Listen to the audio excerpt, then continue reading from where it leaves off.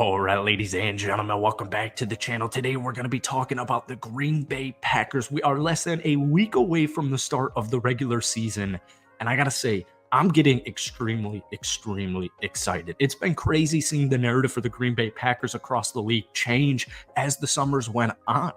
In the start of the offseason, people were very worried about the Green Bay Packers. You have the offseason, free agency, the draft, and then Jordan Love does his thing in preseason, and all of a sudden it's like, oh wait, hold on. The Packers actually have a really decent roster. They're going to control the line of scrimmage, and they have a bunch of playmakers at Jordan Love's disposal. They're well coached, and they have a very successful history at doing this. Maybe the Packers have something going on, right? When I take a look at this Packers team, they're way too good to be terrible. They're way too good to be terrible. Specifically, the line of scrimmage. Offensive line-wise, I still have D-back. I got Elton Jennings. I got Josh Myers. I have a really solid offensive line, a top 10 offensive line. Who's a quarterback's best friend? It's the running back room. And when we take a look at the Packers running back room, it's one of the best in the entire National Football League. I got Aaron Jones, my dynamic, versatile playmaker. I've got A.J. Dillon. Once it starts getting to cold weather at Lambeau Field, oh baby, he's going to make players pay. You are going to be in pain the next day if you're going up against A.J. Dillon on a cold December night at Lambeau Field. We're not forgetting about Emmanuel Wilson, who had a great preseason, had a great camp, makes the roster. There's depth, there's versatility, and there's pop at that running back position, as we know, as these guys have been with the Packers for a couple of seasons now. So that's going to help Jordan Love tremendously. Aaron Jones and A.J. Dillon and your offensive line. Now, before we get any further into today's video, if you guys enjoy it, be sure to hit that like button, hit that sub button for daily NFL content. I am a cheesehead, so we're going to be posting a ton of Packers content as this season progresses. Packers fans, if you could try and get this video to 500 likes, that would mean the absolute world to me. Hit that like button, hit that sub button if you haven't already. So like I said at the beginning of the video, at the start of the offseason, me as a Packers fan, I wasn't worried about Jordan Love. I was extremely excited to move on from Aaron Rodgers. I appreciate and love everything that he did for me as a fan and for the city of Green Bay and for the franchise in general. But Jordan Love comes out in preseason looking like a freaking leader. Looking like the guy who is like this guy has been behind Aaron Rodgers for so long, licking his chops, waiting for this opportunity. And what does he do in the preseason? He goes off 21 of 33, 193 yards, 3 touchdowns, and more importantly, 0 interceptions. Listen, if Jordan Love looks how Jordan Love looked in preseason, with Christian Watson, Romeo Doubs, Jayden Reed, the running back room, the new tight ends, if he looks how he did in the preseason and he doesn't throw interceptions, if Jordan Love throws a single-digit interception number this upcoming season, the Green Bay Packers will be an over 500 team.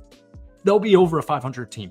If Jordan Love can get the ball in his playmakers' hands, which is why I am so happy Matt LaFleur is the head coach for the Green Bay Packers, he's going to get creative. There's so much versatility. There's so much pop. There's so much zip on this Packers offense.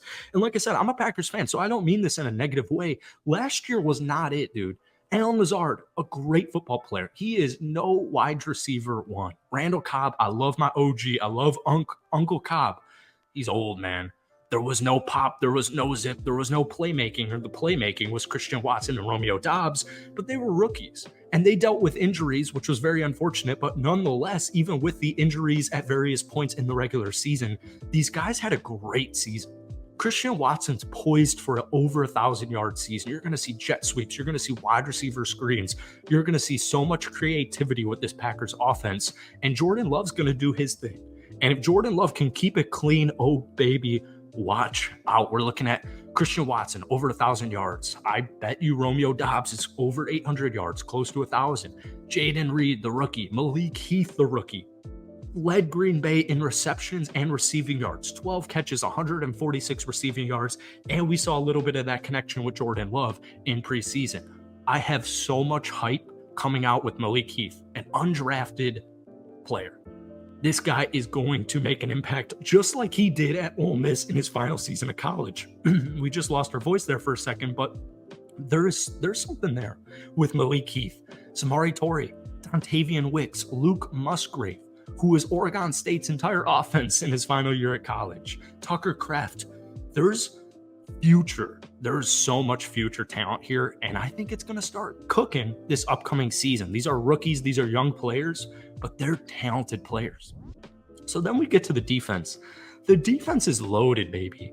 Specifically, they have all three sides of defense. They got all three tiers covered. We look at the defensive line.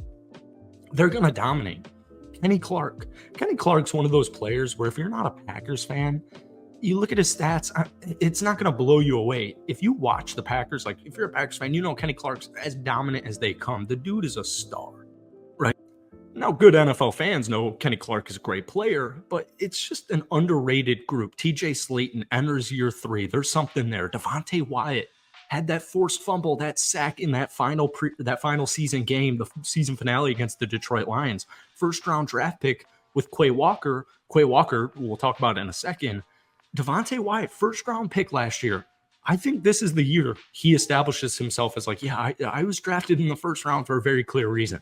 They still have Preston Smith. They've got rookie Lucas Von Ness coming in here. He's going to be more of a depth piece, but he's still going to have a huge impact his rookie season.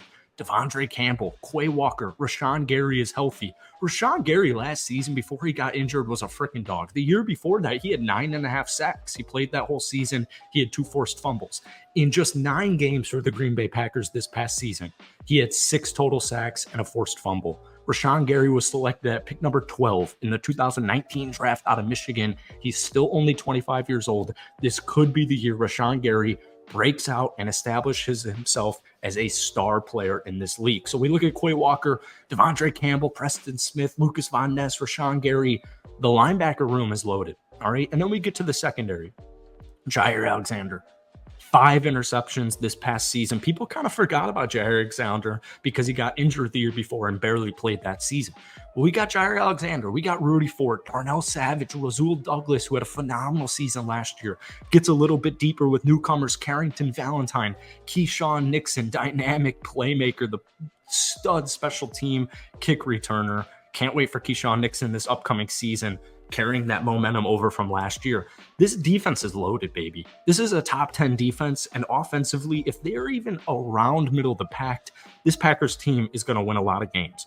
Now, the NFC North is very interesting because no matter, the Lions are a good team, the Vikings are a good team, the Bears are a rising team in this league.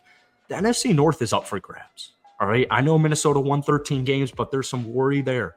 The Detroit Lions are still a very young team. I'm just saying the Green Bay Packers, what I want this upcoming season is I want Jordan Love to establish himself as the quarterback for the Green Bay Packers foreseeable future.